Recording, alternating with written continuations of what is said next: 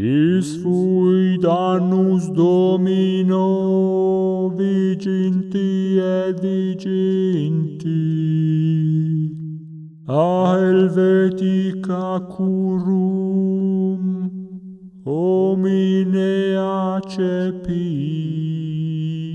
a Toyota GR Supra ad recensionem, supellectilem factum est, produci recensionem, non adepto, id est usque annum.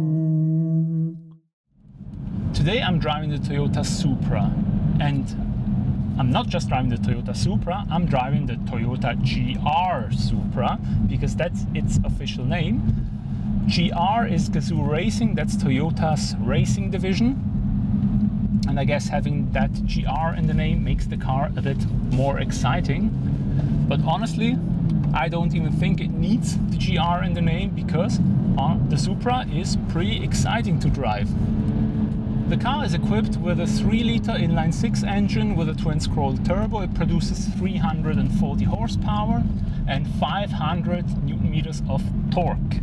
The Supra weighs just about a few kilograms more than 1,500 kilograms, which, coupled with the 340 horsepower and the 500 Newton-meters of torque from the inline-6 engine, actually produces quite decent performance. In fact, the car accelerates from 0 to 100 in about 4 seconds, and it will top out at 249 kph, which I think is plenty. The Supra is equipped with an 8-speed automatic gearbox made by ZF, and it's a very good gearbox. It's used in many BMWs, in Alphas. Every car that uses it is great. It's very quick to shift, it's smooth. I like it. Of course, this being a rear-wheel drive sports car, you would want a manual option, but the Supra is only available as an automatic, and to be honest, we can already be grateful for that, because the Supra came out about 6 to 8 months ago, I'm not sure, but I haven't seen a single one in Switzerland. Usually when a new car comes out on the streets of Zurich, I will see 1 or 2 examples, but this is the very first new Supra I've ever seen, and it's been on sale since the summer. So I think this car will not be a huge seller, and therefore I can understand that Toyota do not offer a manual gearbox for it, because even the automatics, they will not sell a lot of them. And this fact that probably not many people are going to buy the Supra leads also to its development history, because Toyota knew they wouldn't have the numbers to make money on the Supra, so they co-developed the car with BMW. This car is based on the same drivetrain and actually the same chassis as the BMW Z4, and it's built on the same assembly line at Magna in Austria. So this is a bit of a strange Toyota, because it was largely developed by BMW and it's built by Magna in Austria. So it's not a very Japanese Toyota in that regard. And another thing that comes to mind, Toyotas are generally loved for their reliability. And in this case, when the car is basically a BMW, I mean, the reliability is at least questionable. It's not as a sure thing as usually you get with a Toyota. And I mean, point in case is this infotainment screen here. It's really dim. I've tried to make it as bright as I can, but here in daylight, and it's not particularly sunny today, I can hardly read it, and it's at maximum brightness. So this thing is already broken, and this car has like 10,000 kilometers, so doesn't bode exactly well. Let's put the car into sport mode. Let's activate the sport displays. How does the Supra handle?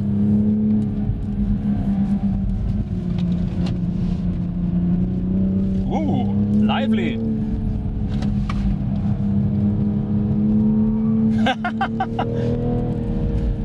This is a fun car to drive. It's very lively. The rear wheels lose grip very often, but they do so very gradually, so you feel the car sliding, and you can basically modulate the gas pressure, and you can do it. I mean, even I'm not a particularly good driver, but even I can get the tail out in this car. So yeah, this is a fun car. I like it. The Supra I'm driving now is the premium edition, and it's basically a fully loaded version. It has everything. The only option there is metallic paint. And this is also the only version that is available in Switzerland. And it costs 79,000 francs, which I think is a bit much. I mean, the car offers great performance, it handles great, it's great fun to drive. But then again, you get only a Toyota badge if that thing is important to you. And the other thing is, this car's sister model, the BMW Z4, with the same engine, M40i it's called, it costs 78,500 francs. So it starts at a cheaper price.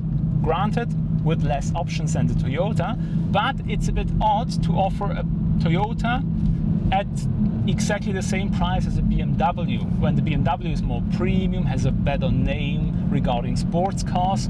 So I'm a bit amazed that they didn't price the Supra more aggressively, or that they at least don't offer like an entry-level version without all the kit that most people don't need or don't want. In the time since I recorded this video, Toyota actually launched an entry-level version of the GR Supra, the Supra Sport, that just starts under 60,000 francs. Unfortunately, instead of keeping the drivetrain and just paring down features, they pare down the engine as well. The Supra Sport only has a 2-liter 4-cylinder engine. It still manages to develop 258 horsepower and accelerates from 0 to 100 in 5.2 seconds. That's probably enough, but I still wish they did a proper pared down version of the big car.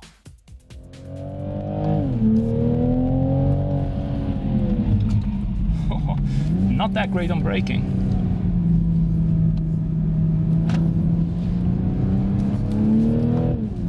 Today it's about 10 degrees Celsius, so it's not very warm. The car is on winter tires, and I have to say it does struggle with grip.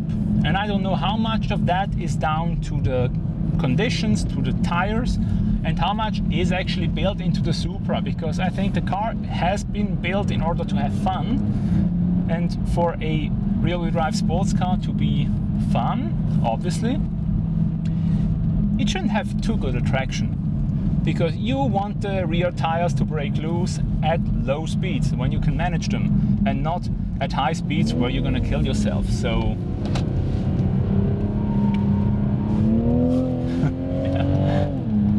yeah. As for the handling, the Supra handles really well.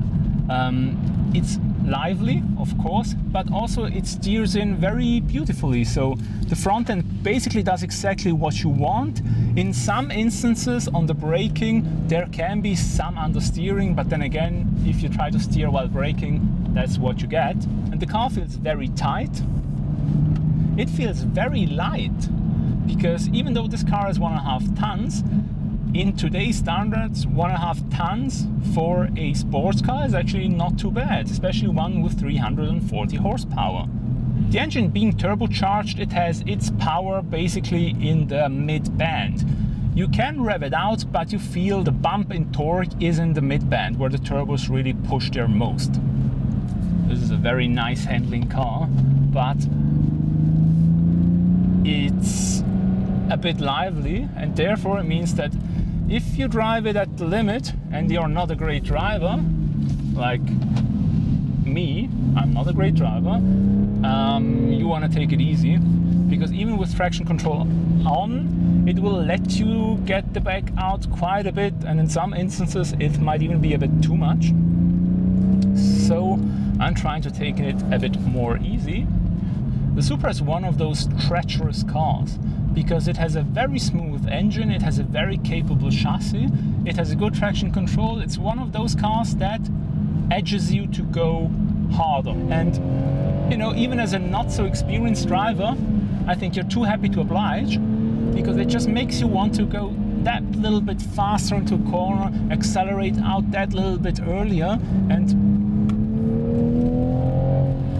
yeah, this is not going to go well every time.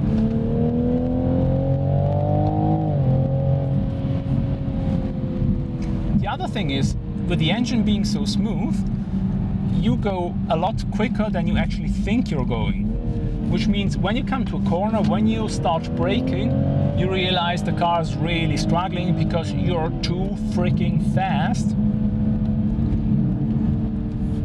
But then again, I think it speaks to the competence of the car to be able to make you drive on a higher level. Being fully equipped, this Supra comes with a digital dash. It has adaptive cruise control. It has blind spot monitoring. It has a parking camera, which every car actually has nowadays. But it has lane keep assist. It has a head-up display. This car basically has all the options that are available on normal cars. Looks-wise, the Supra, it takes a lot of styling cues from the previous generation Supra and interprets them in new ways. I think the car looks very distinctive. Personally, I don't love it too much the way it looks, because to me it looks a bit like it has melted with all these flowing curves and stuff, but it's a very distinctive looking car. Again, this color it's in, the yellow, it's very distinctive. I hate it. I wouldn't buy it in this color, even though I think this is the only color that's not an option, because all other colors are metallic and you pay 1,000 francs more. But anyway, I would pay those 1,000 francs more because the yellow is really not that pretty. But otherwise, I think distinctive looking car. And yeah, why not?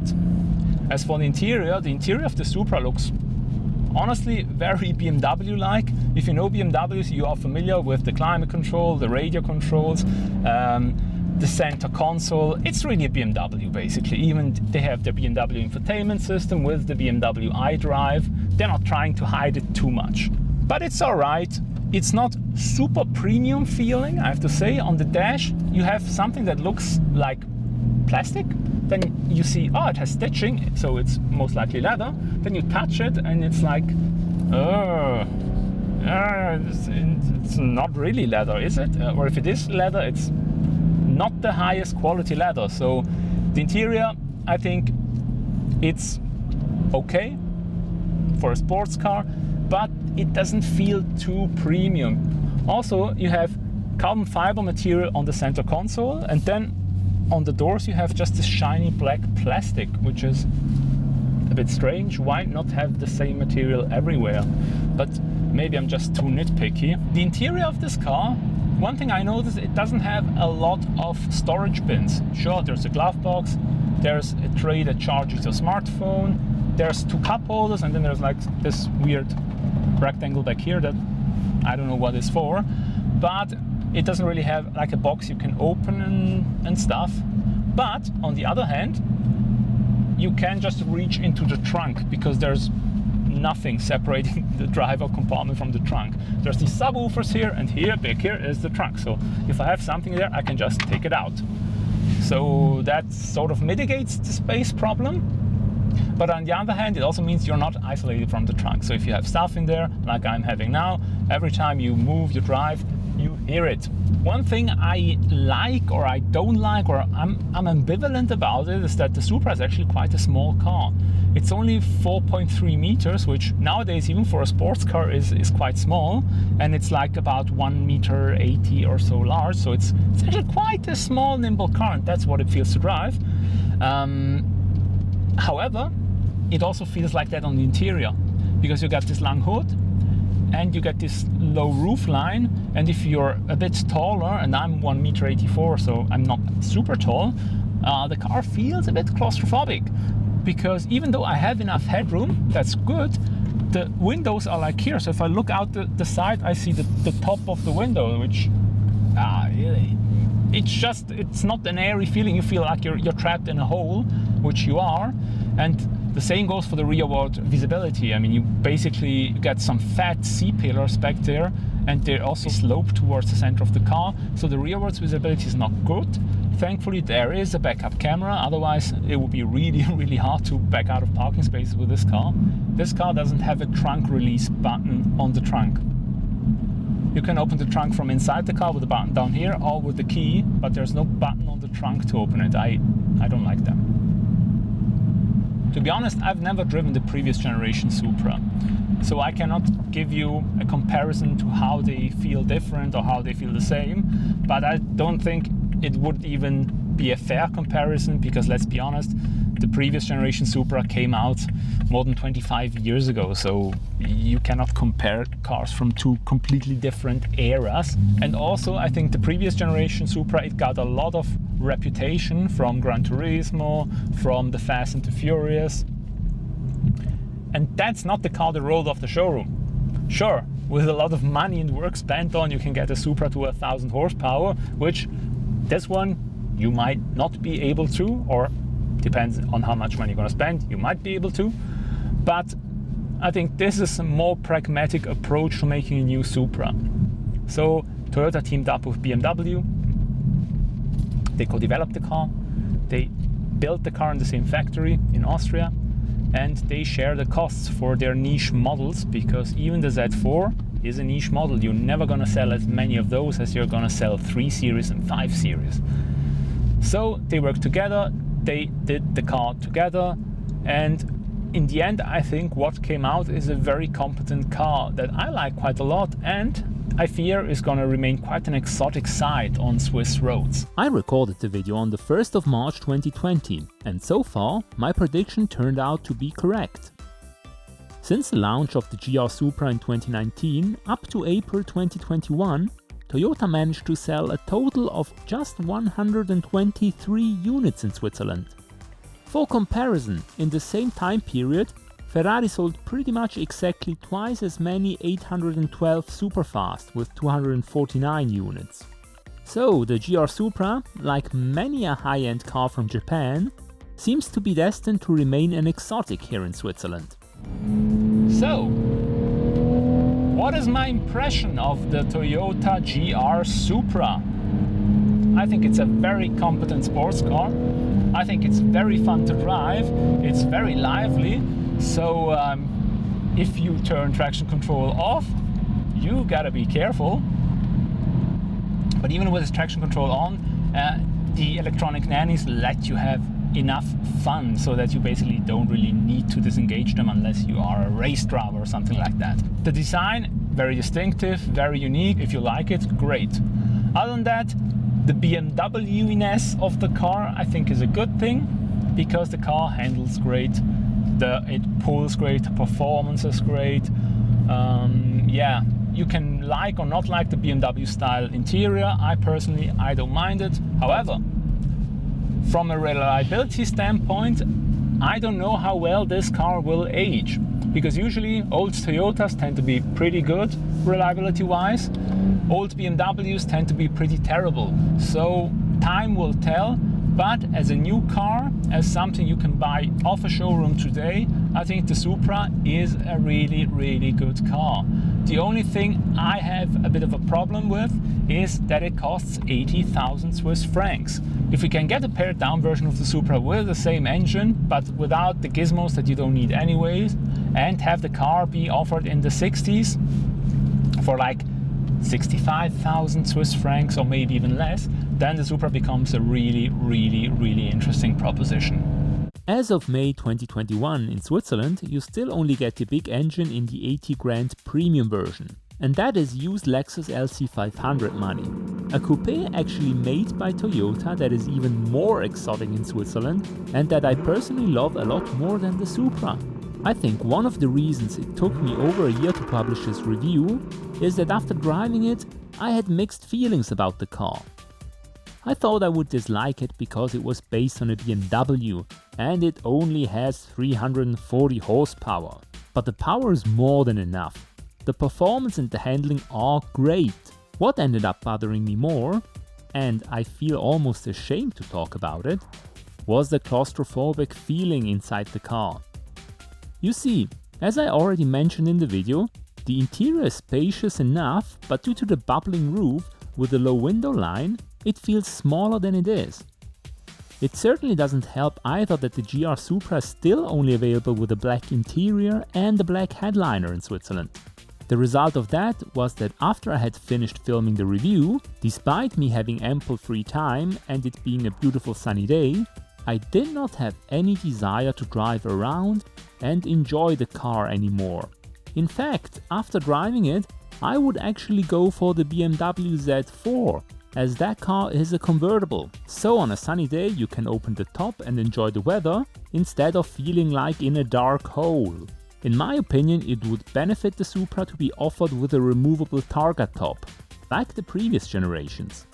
The GR Supra is objectively a very good sports car and certainly not a boring car. But I did not want to get in and drive it anymore. And when a sports car does not make me want to drive it, well, then it's not a car for me.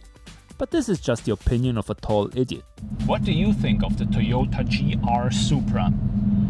Do you think Toyota made the right choice by co-developing the car with BMW? Or would you rather not have had a Supra at all? Please comment down below. I'm really interested to know.